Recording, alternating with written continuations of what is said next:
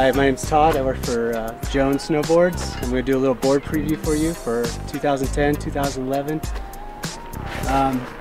Kind of some background into Jones. This is our first launch of Snowboards.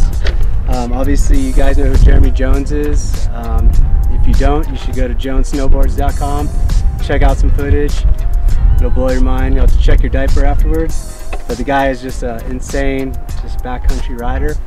And what he wanted to do is develop a line that really represents his riding style. And within this line, there are 4 really specific types of boards. And what's kind of cool about them is that you can actually have each board in your repertoire. You can have not one board really crosses over. They're all really specific in their style and design.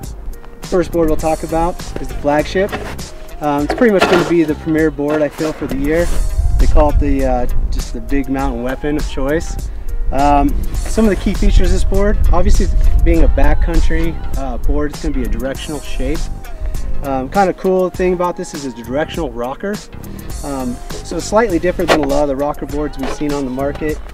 What Jeremy kind of focused on is actually applying more rocker to the nose itself and really trying to bring that contact, that front binding contact, closest to where the rocker meets. Okay, so what that does, and what he really tried to focus on was the nose shapes, and you can see through the whole line he's got this blunt nose shape.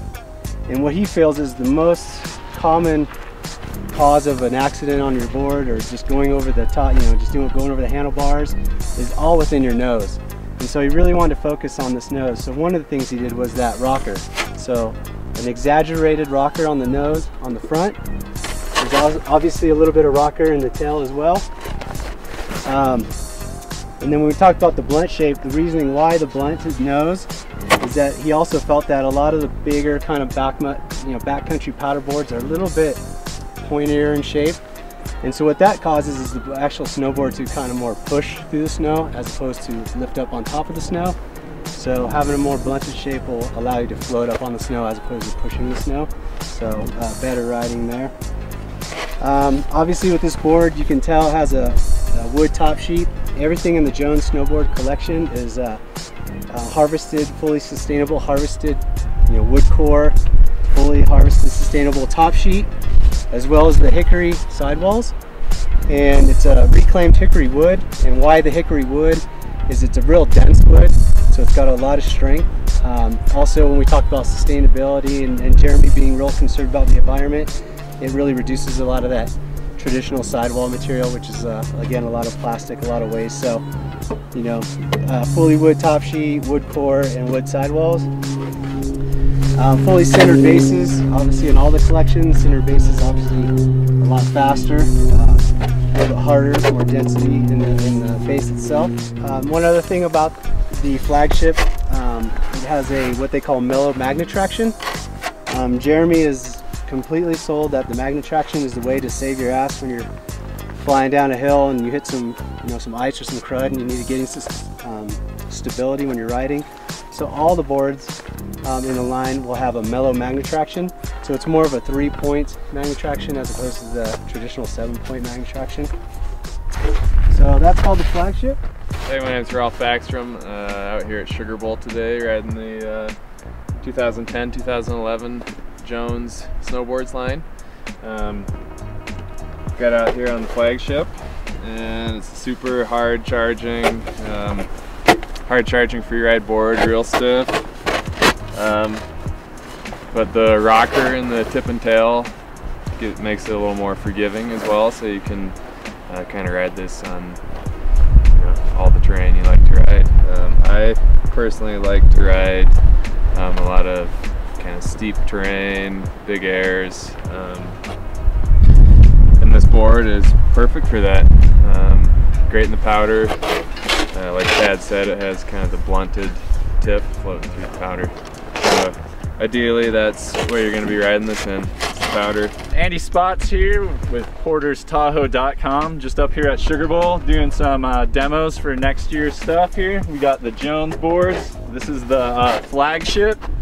This thing is just your big all-mountain ripstick, man. Like, you can just go as fast as you want on this thing and it's just gonna hold up to about whatever kind of conditions that come your way. I think it handles really well through choppy snow. But yeah, I just really think this thing's just awesome just for high speed groomers, or it would be really good for POW with that rocker shape. And it was fairly forgiving too for how stiff it was. Just with that rocker on the nose and tail, it still really made it easy to initiate into turns, but with the stiffness, it really just held up at high speed also. I really like this board, and it's a good, fun board for, I'd say, your more advanced, intermediate, advanced rider just looking to go out and like backcountry riding or even resort and just kind of go like really fast and get in trouble with ski patrol and stuff like that. So good snowboard. Next, we're going to go to the Mountain Twin, and Jeremy designed this board to be kind of his fun board to kind of play around, to go look for powder, go look for some, you know, he's going to get on a board and just go see what's going on out there. He's going to grab his Mountain Twin. Kind of a rad board designed for just all mountain riding, full twin, true twin tip shape. This board does have, like we talked about, mellow magnet traction throughout the rail here, the 3-point magnet traction. This board also has, this is going to be a cam rocker board, which means it has rocker in the tip and tail, camber underfoot. Okay, so you're kind of getting the best of both worlds there. You're getting the float that you like out of that rocker, easy to ride rocker board, but again, you're going to have control by having the camber under the feet, so you will be able to maneuver the board fairly quickly and easily. On this particular board, and as well as we go to the line, we're doing a film top sheet. Again, we're trying to cut down waste on these, on the production of these boards. So it's a very thin layer.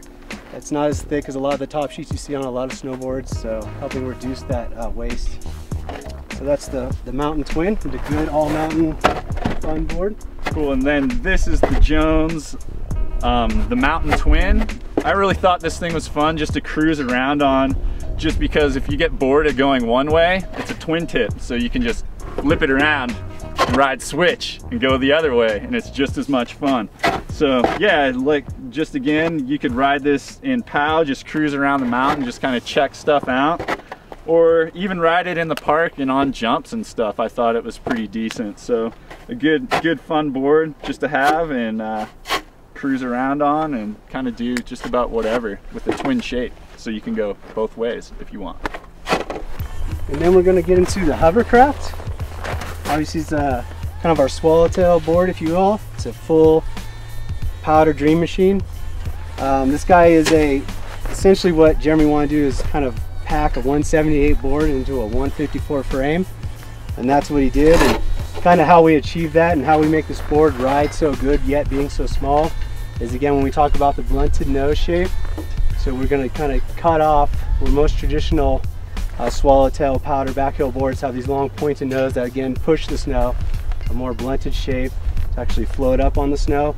Also just reduces the size, so these boards are a lot more maneuverable when it gets in some of the tricky, steeper terrain. As well as when we talk about the tail, again, most traditional powder boards have the real elongated tails. We're going to trim that down as well. One of the rad selling features of this board is that it's only $3.99, so it's an extremely good value compared to a lot of powder boards that are out there. And a powder board is definitely a specific board that you'd use on a specific day. So at $3.99, it's definitely easier on your wallet. You can have another board and then have your powder board at hand when you're ready to ride it. And the last board is the Solution. Really getting a lot of buzz about this. Board was actually stolen from the SIA trade show in Denver, one of the first prototypes of it.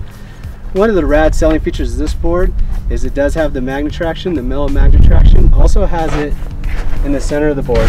So when this board is split apart, you got magnet traction on inner and outer edges. And then when the board is combined together, it makes for a more rigid, more torsion rigidity. So when you're riding down the, just cruising, it's gonna, edge to edge really well. This is also a rocker board, which is kind of unique for a split board as well. So it's a rocker, mellow magnet traction.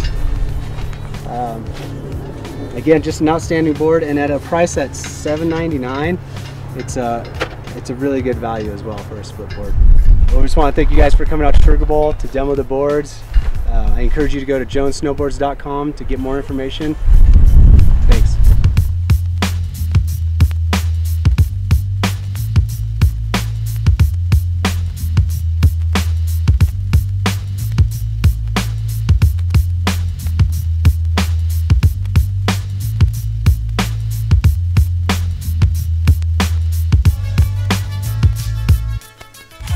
Hey, thanks for checking out PortersTahoe.com video reviews. If you have any more questions, please check us out on Facebook, Twitter, hit us up at PortersTahoe.com, live chat, or leave a comment on our YouTube.